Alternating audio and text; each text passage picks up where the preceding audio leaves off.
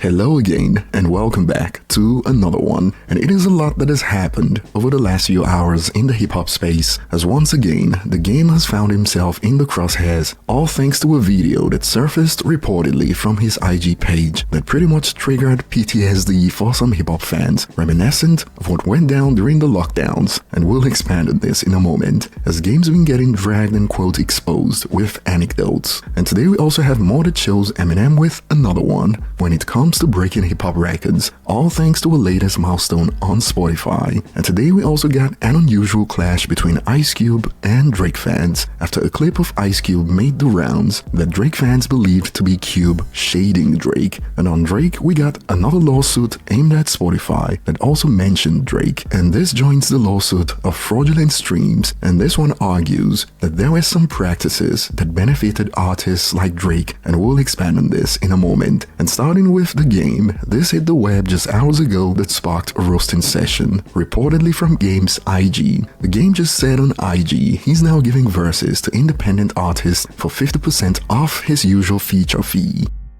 Hey, check it out. All independent artists from around the world, I don't care where you from, DM the GOAT.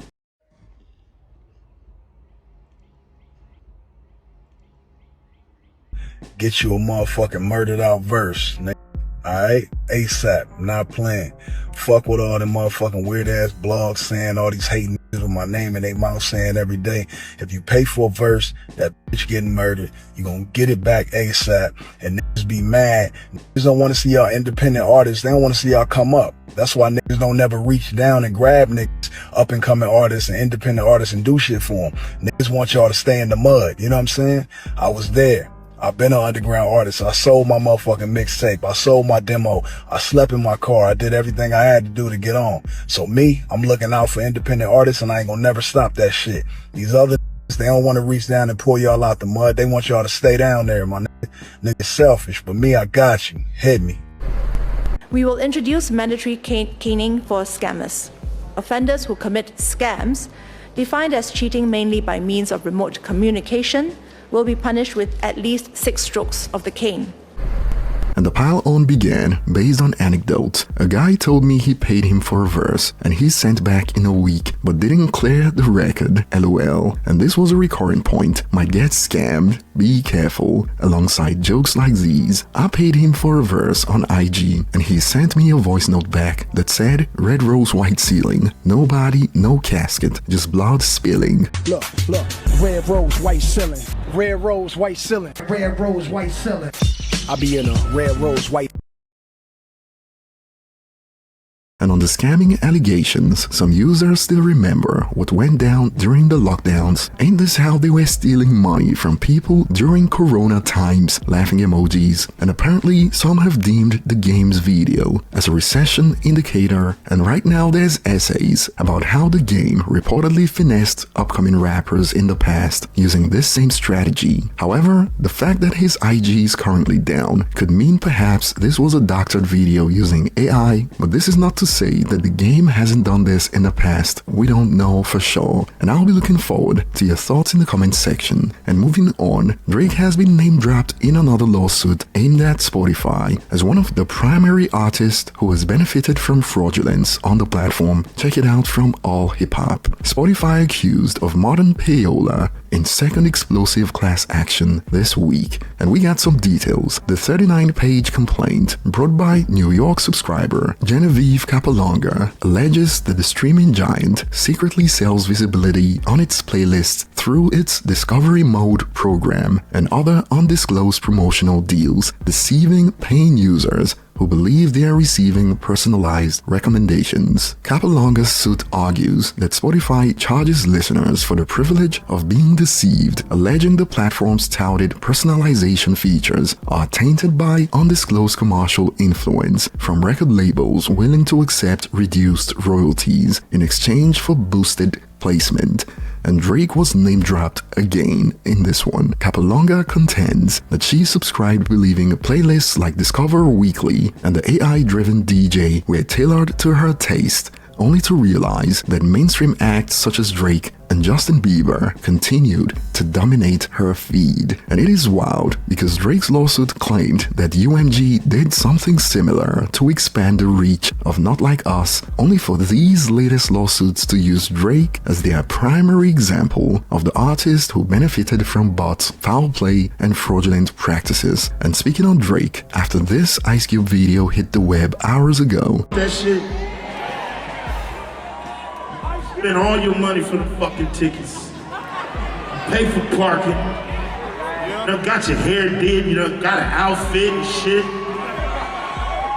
And you gotta come to the show and sing all the fucking words, man. Come on, man, damn. I hate performers half the show they like this. Some bullshit, man. I can't hear you rap, motherfucker. I'm doing half the song. You know what I mean? Really? Oh, so that's how you gonna play it. That's all I needed. That's all I needed for him to do that. And it became personal with me. Perhaps because Ice Cube tweeted "They're not like us" after the Dodgers beat the Toronto Blue Jays at the World Series, thousands of Drake fans believed Ice Cube was throwing shade at Drake in that video. And Ice Cube's video's been getting quoted with posts like, "If your songs can't create this kind of energy, of course you're gonna hate."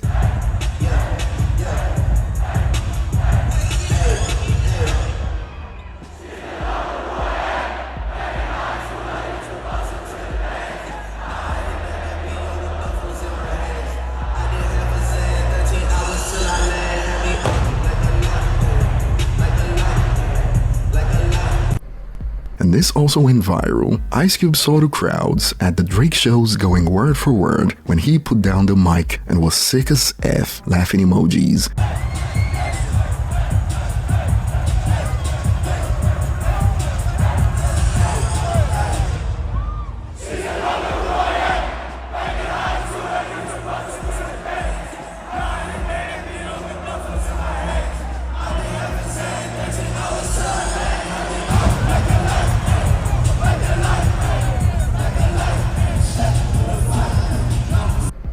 And personally, I think this is a reach. I don't see the connection, but what are your thoughts? Do you believe Cube was shading Drake, or are these fans just reaching? And if you were with us for the last few days, you remember that things got heated over Jay-Z versus Eminem after the clip resurfaced of Jay-Z claiming that no rappers could stand a chance against him in a versus. And now we got academics go off on people who believe no one could compete against Jay-Z in a versus. Like delusional on Twitter talking about his Jay-Z shit. Like they still thinking now, yo, what these gonna do when he start playing dead presidents? I don't want to hear that shit. Now it's one of the greatest records. Like it's on a classic album, and we could have other conversation where that record is really relevant. On a versus, only the 40-year-old who still dressed like they in the 90s or some shit. Like actually, those the 50-year-old. They're the only that gonna appreciate that bullshit, man. Me, Jim Jones, myself. We talking about versus hit for hit. Kanye's washing everybody. And Kanye even beats, he don't wash him, but he beat him. He beat my boy Drake. He would. If Kanye does his thing right. Which, by the way, remember when Kanye lined up Drake? When they did the Larry Hoover shit? Drake over here like, girls want girls, girls want girls. Kanye walks out like, I can't get mama. Yo, Kanye came with all the legendary hits. And you have Drake over here like, right foot up. I'm like, yo, Drake, he lined you up, Drake. You over here performing some shit that you got with Yachty. This over here performing some of the greatest songs in history. Ye beats everybody, including his cousin.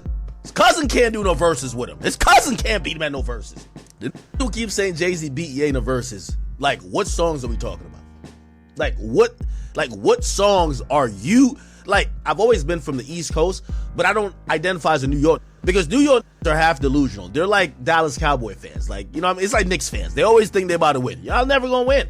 And they think they're the center of the universe. Like, I hear one be like, yo, what's really gonna happen when he just drop, allow me to reintroduce myself. My name is Hov. Hey, bruh, that shit is cool.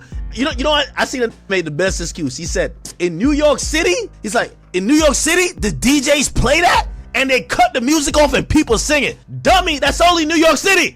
Nobody doing that all over the globe. This is verses. This ain't a New York City subway train battle. There's nobody in Louisiana saying, playing these records. No, cut it out. Stop it. This is why we talking global shit. And I'd say he's spot on about the one point, as for the most part, I believe the people who believe no one could beat Jay-Z in a versus are New Yorkers, as you gotta be from New York and also closed from everything outside, like the kind of person who believes no one listens to Eminem in 2025 type of New Yorker to believe that no one could stand a chance against Jay-Z in a versus. But what are your thoughts? And moving on, have you ever seen someone shower you with praises and raise you up while also talking down to you? Well, in a sense, we got one that went viral a few hours ago when Detroit rapper Cash Doll gave Lil Wayne his flowers. You hear me? You hear me? They can't fuck with you. I don't give a fuck about all that comparison on the internet right now. Motherfucking go!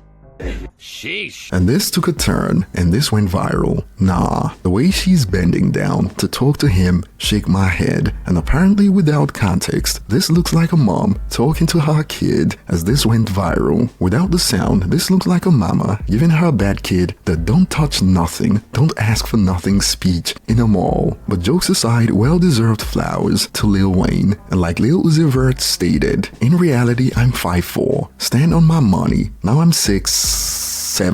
And moving on, Eminem on this day in 2013 released MMLP2, and it was Eminem's last huge project, and I'm talking about by Eminem standards, of course, not the industry standard. And now it has moved over 13.5 million equivalent albums globally, and back in 2013, despite releasing in November, it ended up as the best-selling hip-hop album of the year, according to the IFPI, and also won the Grammy for Best Rap Album. And I'll be looking forward to your favorite songs from this album in the comment section. And for me, right now, my go-to songs from the album are Legacy and Asshole. And on Eminem, we got another one, a new hip-hop record for the rapper. After Love the Way You Lie featuring Rihanna hit 2 billion streams on Spotify a few hours ago, a song that's been rising lately in popularity on Spotify, as it has now moved up to number 3 for Eminem's most popular songs right now on the platform. And this is a new record in hip-hop music, as Eminem is now the first rapper to have 6 songs cross the 2 billion milestone on Spotify. And mind you, he was also the first to have 5, so this extends his record. And this is achieved by a rapper who debuted even before the digital era of music,